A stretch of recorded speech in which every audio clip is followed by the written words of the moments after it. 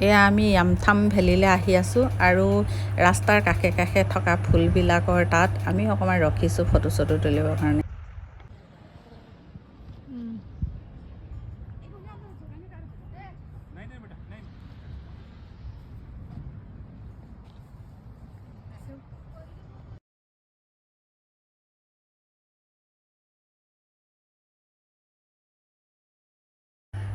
ফুলবিলাক চাওকচোন ইমান ধুনীয়া।